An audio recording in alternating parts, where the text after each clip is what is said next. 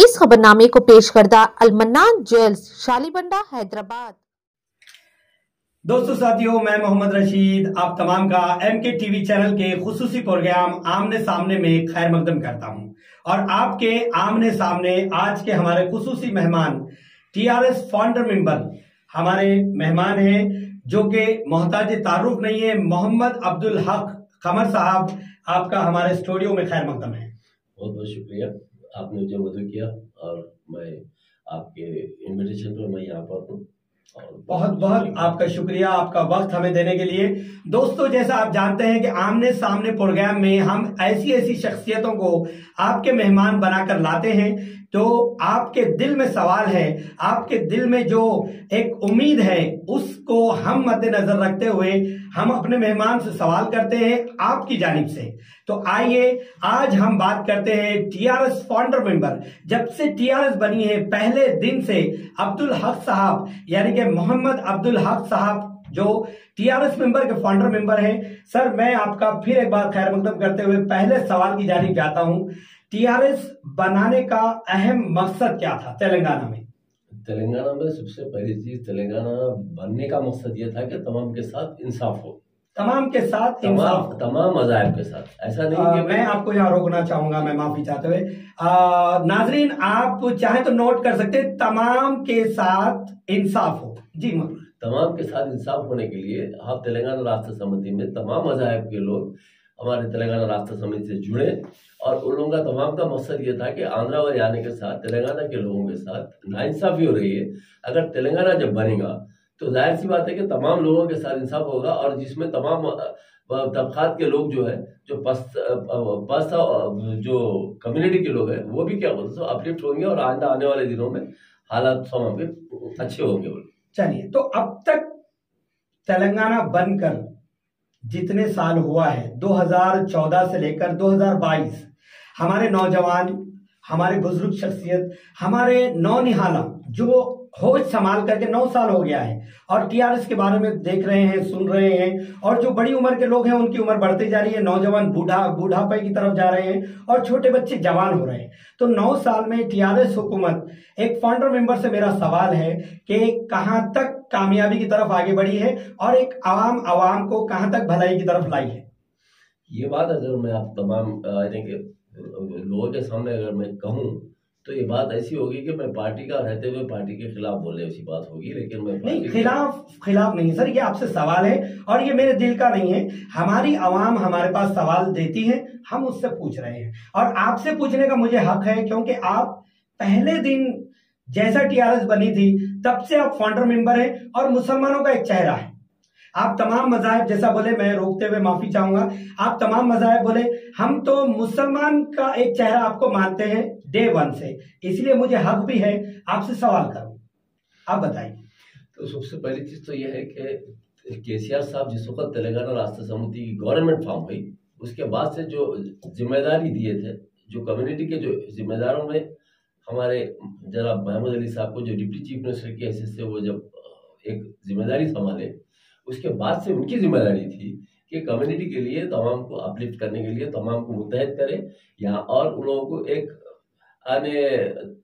जो भी लोगों के पुराने मसाइल हैं, उनके जो भी है, जो पार्टी से जो वाबस्ता है और मुसलसिल लोग काम कर रहे हैं, उन लोगों को बुला के उनको कुछ ना कुछ तरीके से उनको एक अच्छे मुकाम पर अब पोस्टर दे के उनको पोस्टों से नवाजना था।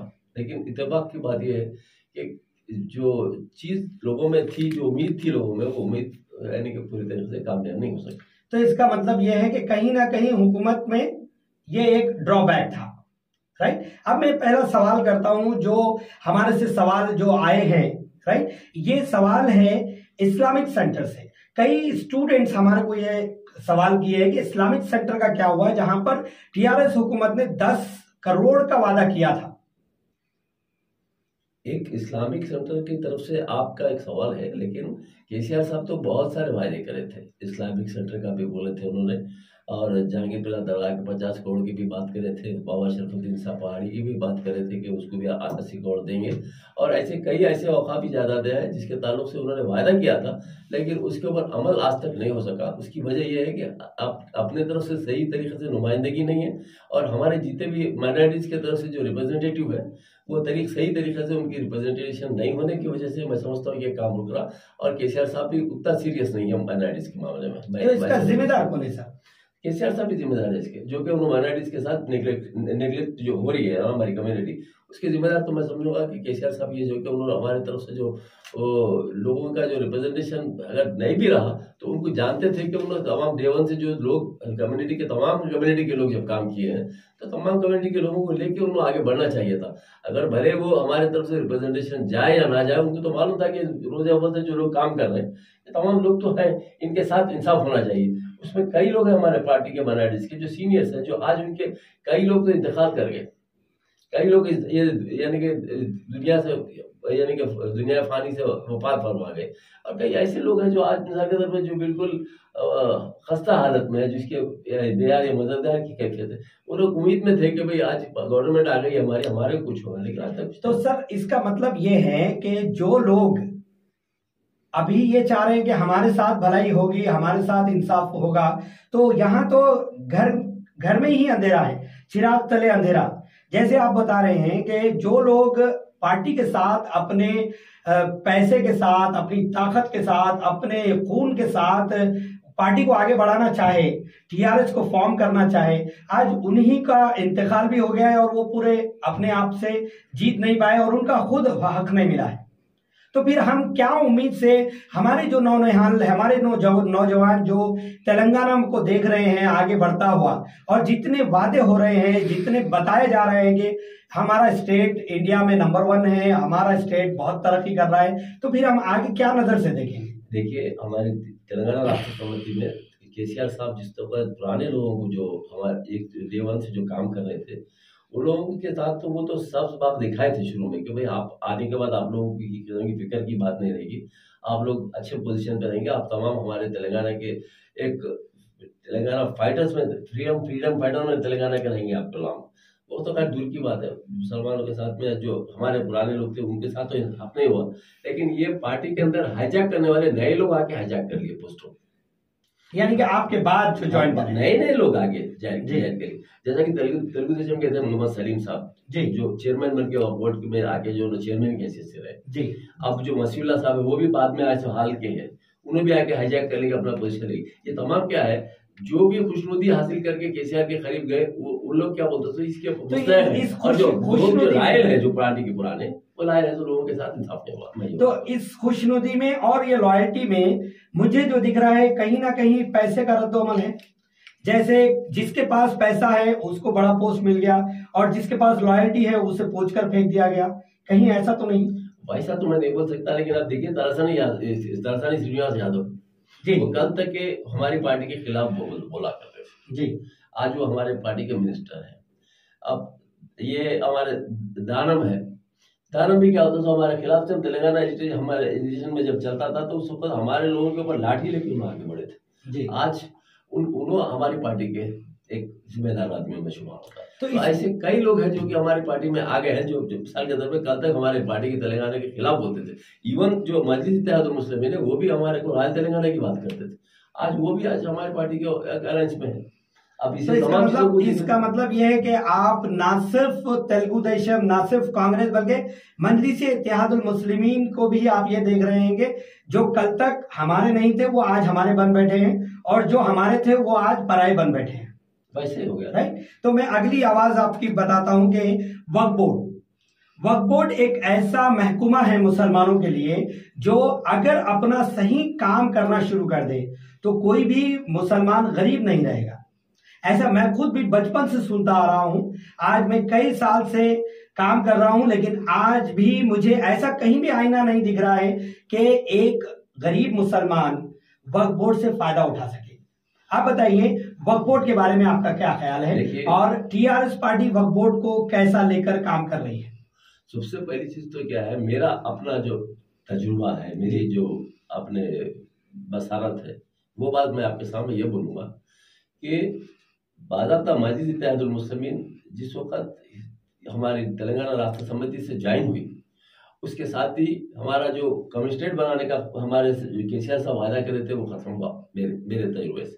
और जो कम्युनिस्टेट के साथ जुडिशरी पावर देने की जो बात करके जो तेलंगाना लाते खुद जो हमारे जो स्लोगन था हमारे केसीआर साहब का, और 12% मुसलमानों का रिजर्वेशन देने का, ये तमाम चीज़ों को बिल्कुल यानी कि बरफदान में डालने की एक ही बुनियादी वजह है मजलिस इत्तेहादुल मुस्लिमीन का है, मैं समझता हूँ। सब जैसा आप मजलिस इत्तेहादुल मुस्लिमीन को बोल रहे हैं, मजलिस इत्तेहादुल मुस्लिमीन ने आवाज उठाई कि वक्फ बोर्ड की जायदादें खाली पड़ी है, जैसे फाइनेंस डिपार्टमेंट, जैसे हज हाउस डिपार्टमेंट, ये डिपार्टमेंट में चेयरमैन नहीं थे, वहां पर चेयरमैन को वहां पर लाया गया है सिर्फ मजलिस की आवाज के बाद ही। वो बात दरअसल आपकी जो है वो दुरुस्त नहीं है। सबसे पहली चीज तो क्या है, अगर मजलिस अगर कोई आवाज उठाती होती तो सबसे बड़ी चीज, आज उर्दू अकेडमी का चेयरमैन बनाया लेकिन उसके अंदर बोर्ड ऑफ डायरेक्टर्स ही नहीं। अच्छा हाँ, और उसके अंदर बोर्ड ऑफ डायरेक्टर्स नहीं है, उसका कोई फंड्स भी यूज करने के लिए कोई है नहीं, और उसको कोई इस्तेमाल करने के मौके में नहीं है। और ये इसका अपने माइनॉरिटी फाइनेंस कॉर्पोरेशन का एक अपने इम्तियाज जलील को चेयरमैन दिए, उसके अंदर बोर्ड ऑफ डायरेक्टर्स नहीं है, और एक खाली एक नॉमिनल एक 50 करोड़ रुपए डिक्लेयर करे बोल के हमारे इम्तियाज साहब बता दिए, लेकिन आज तक ना अमाउंट रिलीज हुआ ना किसी को। अच्छा, दलित बंधु को 300 करोड़ रुपए 600 करोड़ रुपए ऐसा डिक्लेयर हुए कि उनके तकरीबन कई लोगों के पास हजारों में भाई 34,000 चिल्लर लोगों के बेनिफिशियरीज को भी अमाउंट मिल गया। सर अगर हमारे कम्युनिटी के लोगों में जिस तरीके से हमारे साथ होना चाहिए, इंसाफ तो नहीं हो रहा हमारे। नहीं सर, ये आपका कहना है, लेकिन हम तो ये देख रहे हैं कि टीआरएस पार्टी जब से हुकूमत में आई है, कहीं ना कहीं हर क्या बोलना चाहिए, हर मजहब के मानने वाले को आगे लेके जाती जा रही है। जैसे देखिए इमामों को तनख्वाह देने की बात की गई है, आप जैसे देखिए कि शादी मुबारक स्कीम है, जैसे देखिए कि माइनॉरिटी स्कूल्स है जहां पर मुस्लिम्स बच्चे स्कूल नहीं जा सक रहे हैं, वहां पर केजी टू पीजी के बारे में बात की गई है, और अल्हम्दुलिल्लाह अभी तक सेकेंड ईयर की एजुकेशन भी बिल्कुल फ्री खाने पीने रहने के साथ में दी जा रही है। तो इसके बारे में आप क्या बोलेंगे? और इसके पीछे भी कहीं ना कहीं मजलिस इत्तेहादुल मुस्लिमीन का हाथ है। देखिए, आप ये शादी मुबारक की स्कीम बता रहे हैं आप जी, शादी मुबारक में जैसा मुसलमानों को शादी मुबारक है, जैसा ये कल्याण मंडपम की स्कीम है, तो हर एक दो के साथ बैलेंस करें तो वो कोई आने के कम्युनिटी को पहले से भी दूसरे गवर्नमेंट के जमाने में भी हिंदू और मुसलमानों के एक मुतहदा तौर पे एक इज्तिमाई तौर पे शादियां हुआ करते थे। आज वही स्कीम को आप आगे लेके बढ़ रहे हैं, खैर उसके तक है नहीं। हाँ, अलबत्ता उर्दू स्कूल्स को जो आप उर्दू मीडियम स्कूल्स को लेके चल रहे हैं वो एक हद तक अच्छी साइन है, लेकिन उसके अंदर भी मुसलमानों का जो परसेंटेज होना चाहिए असातिज़ा का, जो आप उर्दू मीडियम स्कूल चला रहे हैं तो उर्दू स्कूल में हमारे जितने भी असातिज़ा है ये तमाम के तमाम नॉन माइनॉरिटी के लोगों को डाल रहे हैं, जिससे ये हो रहा है कि जो उनका जो परसेंटेज है वो उनके साथ नाइंसाफी हो रही है, और जो तरीके से बच्चों की तालीम के मामले में जैसे तरीके से सीरियसनेस होना चाहिए बच्चों के साथ, वो सीरियसनेस नहीं जी नहीं। देखिए साहब, यहाँ पर फिर एक सवाल उठता है, अगर आप ये चाह रहे हैं कि मुसलमानों के हक में सही काम हो जाए तो कोई एक ऐसे लीडरशिप भी सामने आ जाए। देखिए, जब कभी अगर आप मजलिस के अगेंस्ट में अगर बोल रहे हैं तो आप बोलूं मैं कि मजलिस के अगेंस्ट में अगर आप बोलते हैं तो लोग कांग्रेस में चले गए, लोग दूसरी पार्टी में चले गए, फिर वापस कांग्रेस में आ गए। जैसे मैं बताऊं, अगर ख्वाजा बिलाल की बात करें तो आपका क्या मानना है? वो पहले कांग्रेस में गए और बताए कि कभी मैं मजलिस इत्तेहादुल मुस्लिमीन में नहीं आऊंगा, लेकिन मजलिस इत्तेहादुल मुस्लिमीन की कुछ कारकर्दगी ऐसी दिखी कि वो वापस आना पड़ा, मोहम्मद गौस को वापस आना पड़ा, कई ऐसे लीडर्स जो छोड़कर गए थे फिर वापस आए हैं। तो अब इसके बारे में क्या बोलेंगे आप? देखिए, सबसे पहली चीज तो ये है कि ये किसी के पर्सनल के ऊपर अगर बात करूं तो बात यानी कि बेजा तो नहीं होगी, क्योंकि कोई ना कोई तरीके से कोई ना कोई प्रेशर से कोई ना कोई आदमी पार्टी बदल सकता है।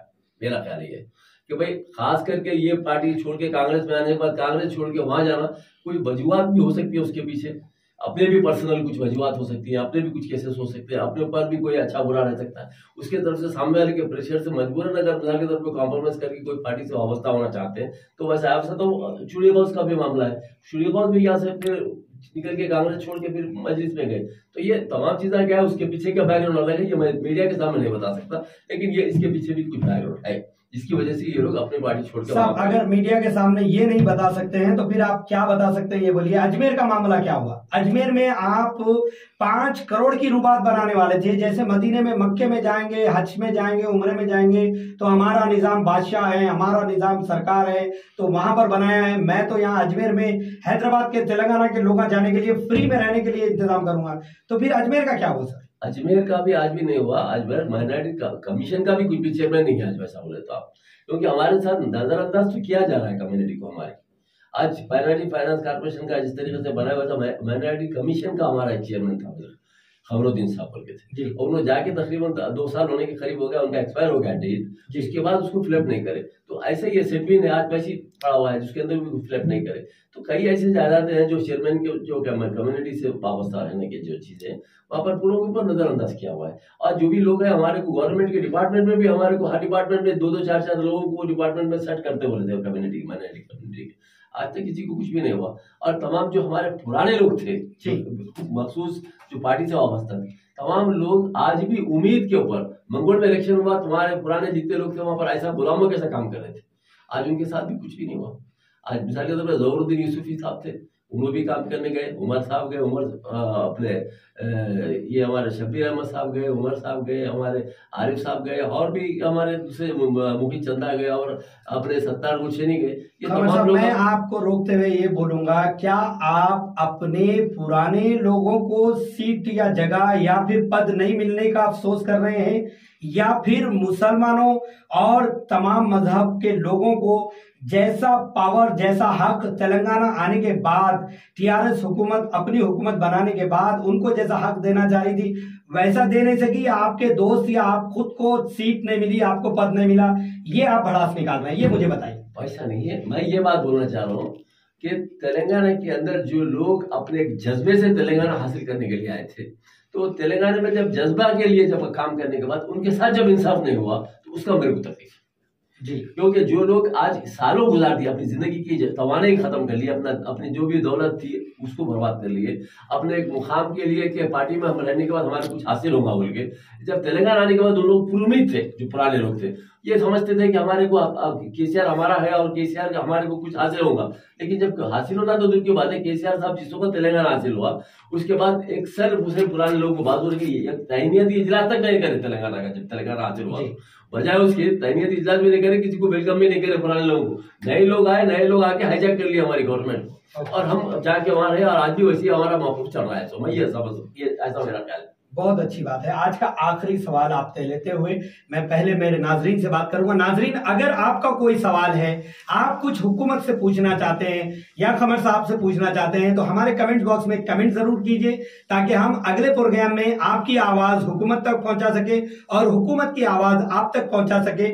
मैं ये बात करूं सर, सब एक तरफ है, राइट? अगर मैं अपनी जातियत पे आपसे अपना पर्सनल सवाल पूछूं, वो भी ऑडियंस के सामने, ये बताइए, आप तो डे 1 जब टीआरएस पार्टी वजूद में आना चाह रही थी, जब बंद कमरे में कहीं ना कहीं कुछ लोग बैठ करके आपके साथ टीआरएस पार्टी बनाना चाह रहे थे, तब से आप वहां मौजूद थे।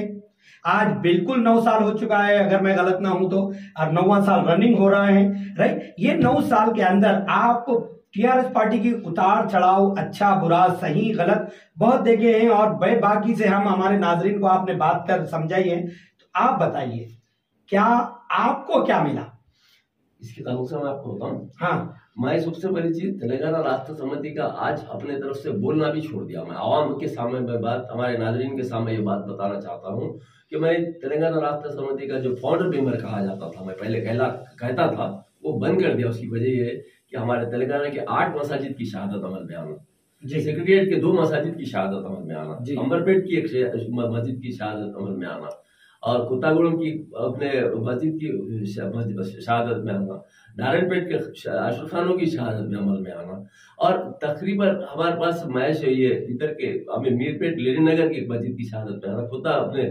क्या बोलते हैं आपके और एक मस्जिद शमशाबाद की मस्जिद शहादत में आना, और एक शामीरपेट की मस्जिद की शहादत में आना, ये तमाम चीजों को देखने के बाद मेरे मिजाज में ये बात आप इस वक्त हमारे को भूल जा रहे हैं। आशुर खान नारायणपेट का बोला तो बता रहे, एक नहीं 3 आशुर खाने हैं अगर अलग अलग जगहों से देखें तो मैं ये बात बताना चाह रहा हूँ कि आप मंदिरों को भी भूल गए हैं, मंदिरें भी टूटी हैं।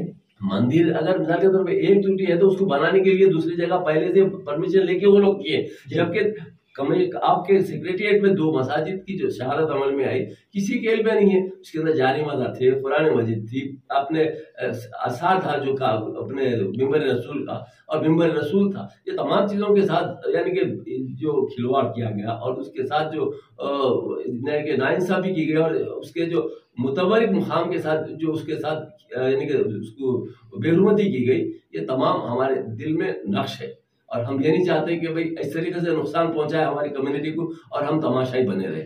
इसलिए मैं ये चाहता हूं कि अगर आप हमारे कम्युनिटी के साथ अगर फायदा नहीं कर सकते तो नुकसान भी ना करें, मेरा मकसद ये। इसलिए मैं ये चीज भी सामने रखते हुए तहरीक मुस्लिम शबान का मैं वाइस प्रेसिडेंट के हैसियत से काम कर रहा हूँ, मगर तेलंगाना राष्ट्र समिति का मैं बोलने के लिए मेरे को अब जरा वो शर्मिंदगी हो रही है जो मैं पहले शान से बोलता था कि तेलंगाना राष्ट्र समिति का मैं फाउंडर मेंबर हूँ। मैं जब से ये मसाजिद का शहादत अमल में आना और ये तमाम ये चीजों को देखने के बाद से जबकि हमारी आलाइन जमात यानी कि मजलिस इत्तेहादुल मुस्लिमीन थी, जबकि उसके बगैर उनकी इत्तला और इल्म इत्तला के बगैर तो सेक्रेटरिएट के मस्जिद नहीं टूट सकते।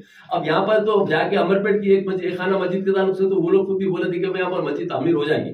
आज तक ना वो मस्जिद तामीर हुई ना अब सेक्रेटरिएट की जो मस्जिद है वो दुनिया के तकालीफ दुनिया का प्रोटेस्ट करके तमाशे करके रोड के ऊपर नमाजा पढ़ के प्रोटेस्ट करके जुमे के दिन ऐलान करके हर वो जगह पर वहीं पर प्रोटेस्ट करने के बाद आज वो रिजल्ट आया। मैं समझता हूँ वहीं पर मैं ये आपसे पूछूंगा, क्या अब आज की डेट में आप टीआरएस पार्टी के फाउंडर मेंबर अपने आप को समझते हैं या नहीं?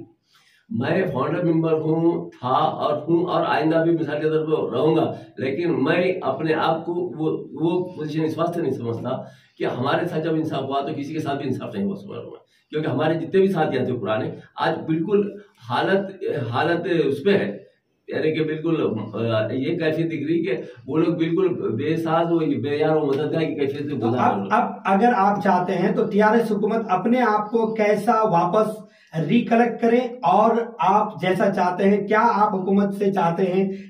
कमर साहब मैं यहां पर आपको रोकूंगा माफी चाहते हुए। देखिए जहां तक आप टीआरएस के बारे में बात कर रहे हैं, हम तो ये सोचे कि कई मिनिस्टर्स, कई एमएलए, कई पार्टी कारकुनों के जैसा आप भी खसीदे पढ़ते जाएंगे, आप भी टीआरएस की और सीएम साहब की तारीफें करेंगे, हम ऐसा समझे थे। लेकिन आप तो अलग ही अपना रूप यहां बता रहे हैं। ये आवाम का दुख दर्द है या आपका दुख दर्द है ये तो अलग ही बात है। लेकिन मैं बताऊं अगर आपकी नजर में जहां पर तेलंगाना में टीआरएस पार्टी ऐसी है तो अब टीआरएस तो अब बीआरएस हो चुकी है, तो बीआरएस के बारे में आप क्या कहेंगे? देखिए तेलंगाना राष्ट्र समिति जब स्टेट की पार्टी थी तो हमारे स्टेट में जो 12% के हिसाब से एक एमएलए दिया, उसके बाद आज तक एमएलए भी नहीं मिला। 2 टर्म खरीब खत्म होने को आ रही, एक आमिर शकील के अलावा कोई एमएलए नहीं है हमारा, और ना हमारे केसीआर साहब।